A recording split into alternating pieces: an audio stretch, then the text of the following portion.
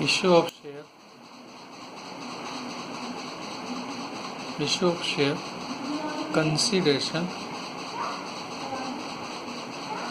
other than cash।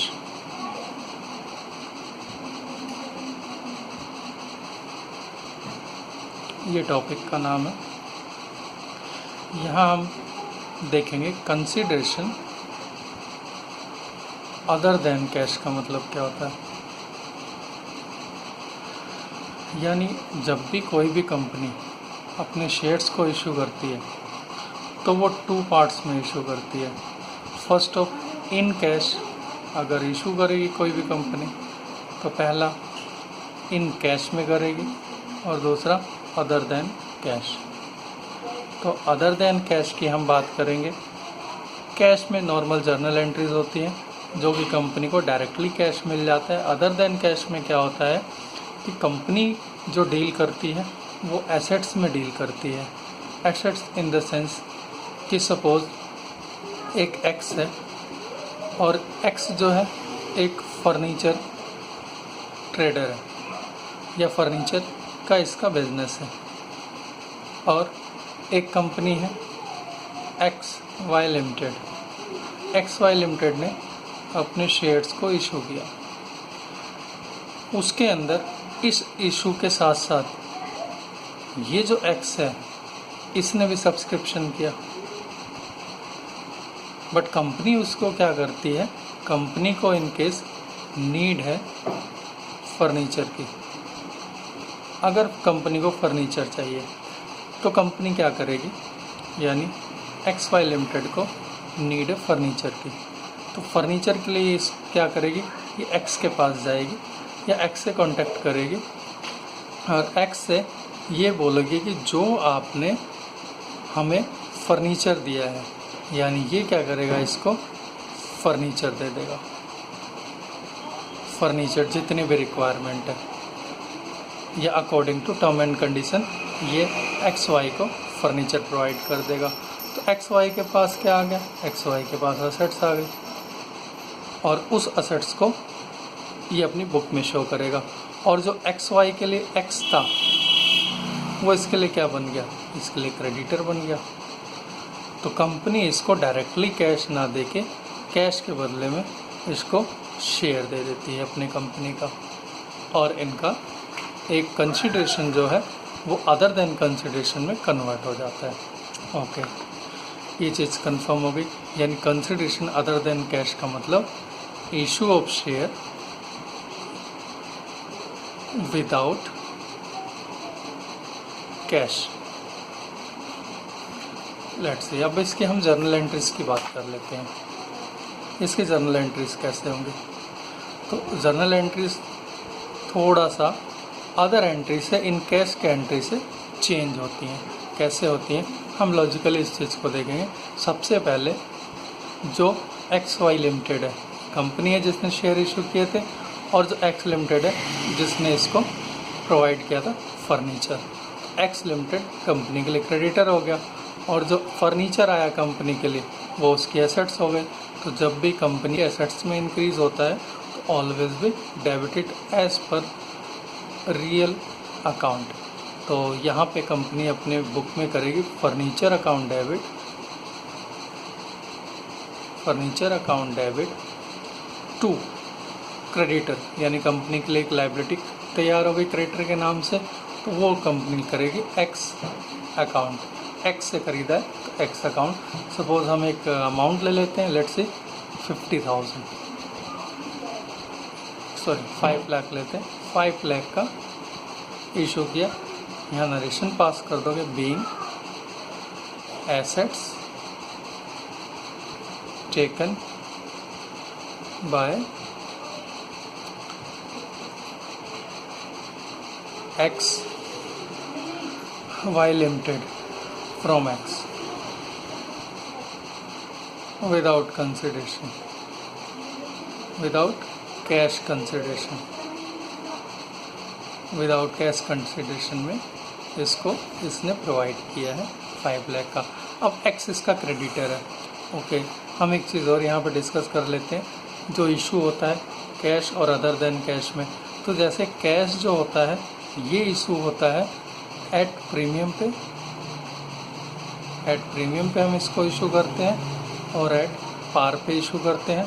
तो other than जो cash होता है ये भी सेम ही होगा, इसको भी 2 पार्ट्स में हम डिवाइड करेंगे, एट प्रीमियम और एट प्रीमियम पे करेंगे और एट पार पे करेंगे।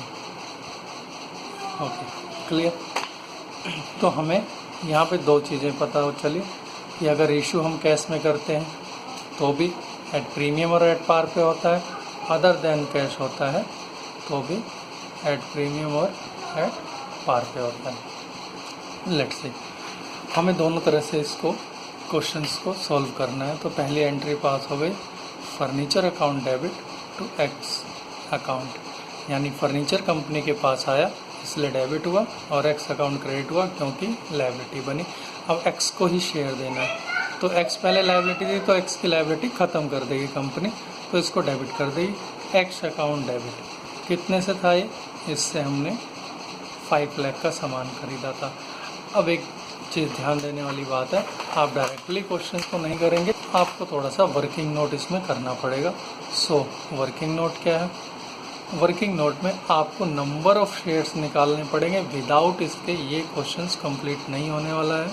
तो आप इसके अंदर वर्किंग नोट में निकालोगे नंबर ऑफ़ शेयर्स जो इसको इशू करने हैं। So that number of shares कैसे निकलते हैं, नंबर ऑफ़ शेयर्स निकलता है अमाउंट ऑफ एसेट्स का जितना अमाउंट है अपॉन में फेस वैल्यू ऑफ शेयर्स, उस शेयर्स की फेस वैल्यू क्या है। तो हम इस क्वेश्चन में अज्यूम करते हैं case 1, issued share at par at 10 each. हमने ये अज्यूम कर लिया कि 10 का था, हमने पार पे इशू कर दिया मिस्टर एक्स को। Case number 2, issued at premium, हमने प्रीमियम पे इशू किया, यानी हमने जो इशू किया है वो इशू किया है प्रीमियम पे। प्रीमियम का मतलब आपको पहले ही बता चुके हैं, प्रीमियम का मतलब होता है कि जब कोई भी शेयर अपने फेस वैल्यू से ज़्यादा की वैल्यू में इशू किया जाए तो उसको बोलते हैं प्रीमियम। और प्रीमियम जो है वो सब्सक्राइबर से लिया जाता है, तो प्रीमियम का पैसा जैसे ही लेंगे वो उसमें हमें शो करना पड़ेगा। तो प्रीमियम जो है एट 10 ईच वैल्यू थी और प्रीमियम जो था वो था ₹2 ईच का प्रीमियम था हमारा। थोड़ा हम प्रीमियम के अमाउंट के यहाँ पे चेंज करते हैं ताकि समझने में थोड़ा इजी रहे, क्योंकि कैलकुलेशन में थोड़ी प्रॉब्लम होगी और इजी आपको समझने में प्रॉब्लम होगी। तो हम इसको 2 की जगह 6 कर देते हैं कि प्रीमियम जो है वो ₹6 का है। एनीवे हम आगे स्टार्ट करते हैं अपने क्वेश्चंस को कंटिन्यू। तो हमने देखो पहला केस कर रहे हैं हम एट पार वाला।